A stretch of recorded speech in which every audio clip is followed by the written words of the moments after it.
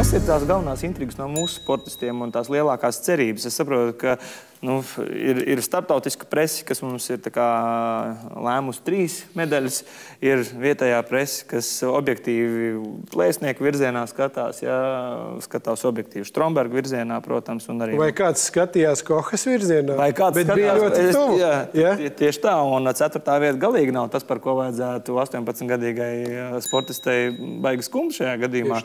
Bet, tomēr lielie notikumi vēl ir priekšā, un kurā virzienā Aldon, tu skaties? Kur tu jūti, kur tev iekšējā rezonance saka, ka varētu būt?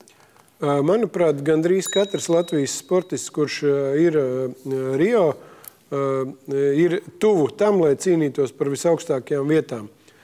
Domāju, ka nevar nomest, kā saka, no skaitīkļiem ne džudistus, ne vieglatlētus, ne maratonu skrējēju Prokopčuku, ne BMX ritembraucējus, ne pludmales volejbolistus, ne smaiļotāju Rumjancevu, kurš izcīnīja bronzu šogad Eiropas čempionātā. Par burāšanu droši vien tas vairāk atkarīgs no vēja un nerviem, bet jāņem vērā, ka Ketija Birzula ir jaunākā komandas dalībniece, viņai tikai 17 gadi. Viņa pirms 2 gadiem apguva jaunatnes olimpisko spēļu burāšanas pieredzi, tagad lielajās spēlēs. Domāju, ka īstās viņas spēles ir pēc 4 vai 8 gadiem.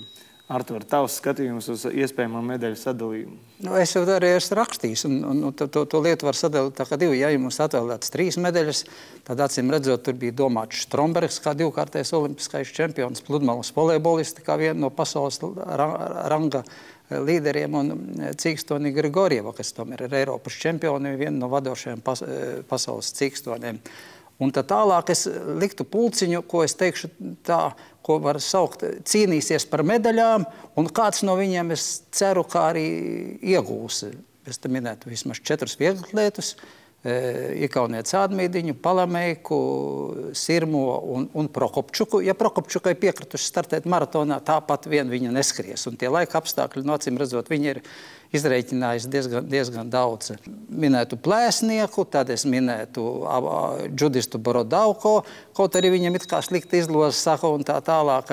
Es minētu pieciņnieku Nakoņečniju, kuris vinnējis pasaules kausu pirms gada, un tātad, lai arī viņš tur tā kā pēdējais tika delegācijā, varbūt, jā, arī Rumjancevu, protams. Tā kā mums ir tādu, kas cīnīsies pa medaļām, ir vairāk nekā tādu, kas varbūt mēs tagad tā sakam, viņiem ir labas izredzes savu personisko rezultātu sasniegt, bet ļoti augstas vietas sasniegt.